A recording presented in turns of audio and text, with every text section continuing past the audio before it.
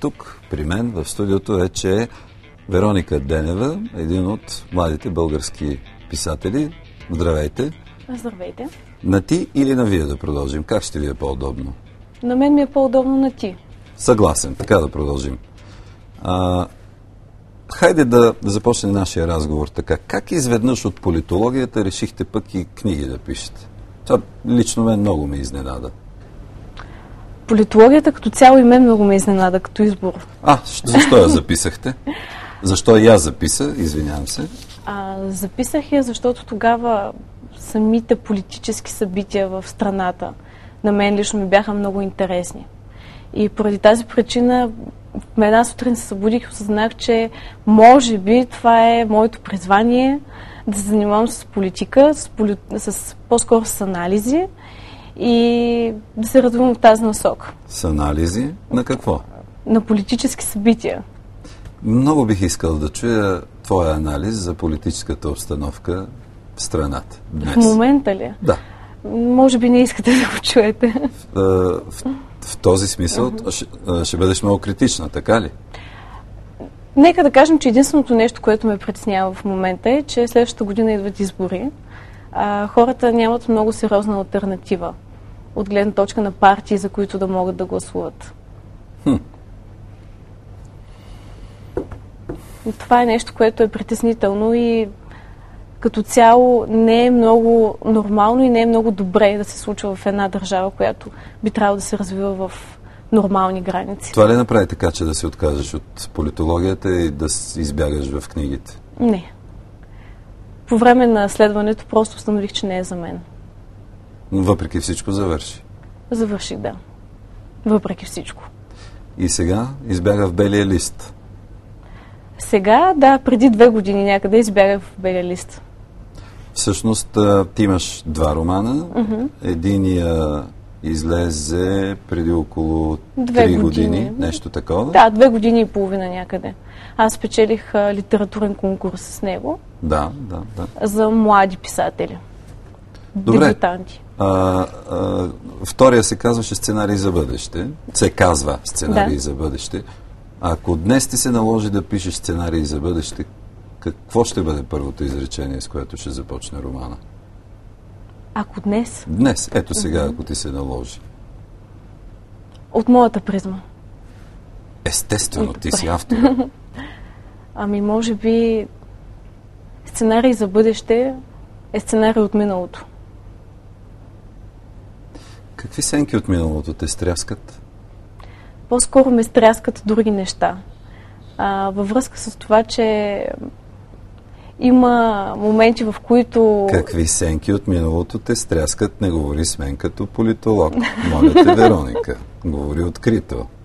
Кажи ми честно. Сенките от миналото не ме стряскат. Стряскаме, че бъдещето ще бъде като всичко това, което се е случило до момента. Че сценариите ще се повтарят. Шимон Перес е казал, че е много добре да живеем в настоящето. Имаш ли място в настоящето? Опитвам се. Какво значи това? По принцип... Сега да не оставиш и писането. Не, няма да го оставя. В никакъв случай. По принцип съм тревожен тип човек по отношение на бъдещето и по отношение на нещата, които се случват занапред. И това е нещо, което ми пречи да се съсредоточа в настоящето. Аз основно нямам проблеми с миналото, имам проблеми с бъдещето. Добре, но то е утре, в други ден. Защо се тревожиш за него? Тревожи се за днес. Да, то ще дойде достатъчно бързо, нали? Бъдещето. Така че не трябва да се притеснявам за него. Ако не живееш него. Днес, ще пропуснеш утре. Така е. И учим се на това да живеем в настоящето. Какви съвети ти даде в твоите книги на читателите ти? Съвети не съм давала, честно казано. Какво им каза? Особено по отношение на сценарии за бъдеще, изключително много съм се пазила. Да ти кажа честно, в книгите ти видях доста еротика. Не знам на какво се дължи това. Има някои много интересни моменти. Да не ти липсват някои отношения? Честно казано, има доста хора, на доста хора им липсват разни отношения.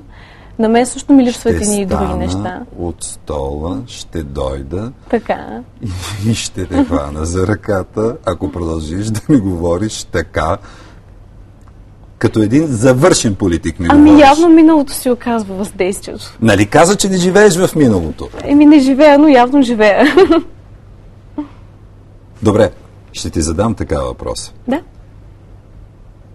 Нямаш ли усещането, че това, което слагаш на белия лист, са А. страховете ти, Б. желанията ти, С. намеренията ти? Да. Защото аз в твоите книги видях едни жени, които са много, много различни от това, което виждам пред себе си. И съм малко изненадан. Автора винаги поставя в книгите си някой, на който би искал да прилича. Нали така? Да. Но в моите книги героините ми не са хора, на които аз искам да приличам. Доста са разкрепостени някои от тях. Кои, например? Не ми е удобно, защото пък и така ще предизвикам част от нашите зрители, но не да ги разлистят, което направих и аз. Но какво ти липсва? Какво ми липсва? Да. Политологията разбрах. Захвърлия. Бъдещето разбрах. Притесняваш се. Днес какво ти липсва? Днес какво ми липсва? Да. Да, Вероника. Днес ми липсва това, че от няколко месеца насам нямам абсолютно никакво вдъхновение и не мога да седна да напиша нищо на белия лист. Музата ти е изчезнала. Сериозно Изчезнала, ли но се говориш? надявам, че ще дойде, да. Време е да смениш приятеля си. Така ли? Казват, че една нова любов работи като муза. Ами по принцип при писателите много често всъщност нещастието работи като сериозна муза. Така че може би в момента се оказва, че съм щастлива и затова няма муза. Много странна гледна точка и се замислям дали тя е по-истинската от тази другата. На какво те научи нещастието те написа 2 романа? Ами най-малкото по време на нещастието написах 2 романа. Всъщност Какво беше това нещастие? нещастието, колкото и екзистенциално да ти звучи, но като цяло загуба на смисъл и посока, къде си и какво правиш. Къде се беше изгубила, Вероника? Бях се изгубила в инертността. В това да ходиш всеки ден на работа, да се прибираш, в един момент осъзнаваш, че 3-4 години от живота ти са минали без ти дори да разбереш, че сезона навън се е сменил. Ти си живела в някаква друга реалност. Явно. Как се извади оттам? Една сутрин се събудих, абсолютно честно го казвам, една сутрин се събудих и си казах, добре, в момента има супер много книги, които са за езотерика, които са положителна литература. Там ти казват, че ти трябва да си положителен, да си супер настроен към живота и в един момент нещата ще ти се случват супер. И аз се събудих една сутрин и си казах, окей, има някои неща, които не са добре в моя живот, значи аз съм виновна.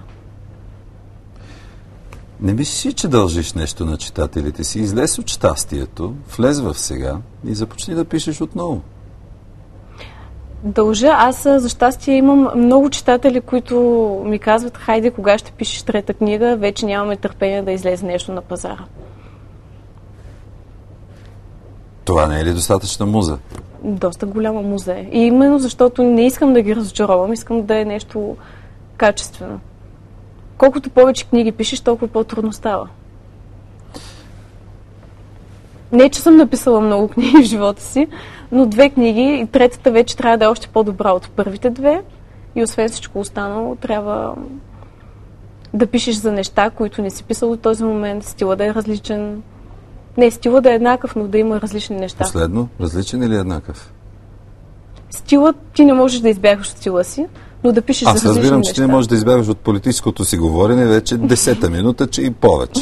Така ли се оказа? Да, така се оказа. Опитвам се да извадя някакви неща от теб, защото предполагам си интересен човек, но ми е трудно. Има една обвивка, през която не мога да проникнат. Има едни такива стени, ако щеш дори стените на твоето щастие ме спират да разкрием изцяло същността ти. Това никой до сега не го е виждал. Аз като цяло мисля, че съм доста отворен човек. Така ли? Да. Или заблуждаваш успешно? Не. Не мисля, че заблуждавам. Сигурна си? Да. Колко време е необходимо, за да съзрее един автор? Предполагам, че цял живот.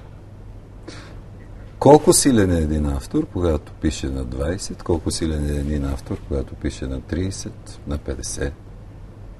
Аз мога да кажа само за 20 и 30, лично за себе си.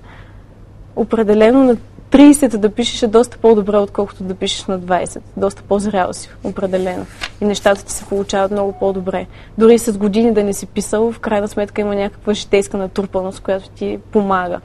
Поведахме разговора в една друга посока и ни остава много малко време, но държа да ти задам два въпроса. Любов и секс. Как съжителстват днес? Защото това го има в книгите ти. Аз съм почерпал въпросите в твоите книги. Любов и секс. Как съжителстват днес? Как съжителстват? Да. Според мен, любов и секс заедно е най-върховното нещо, което може да се случи на един човек. Да разбирам, че щом си щастлива, това ти се случва в момента. Нека така да кажем, да. Добре.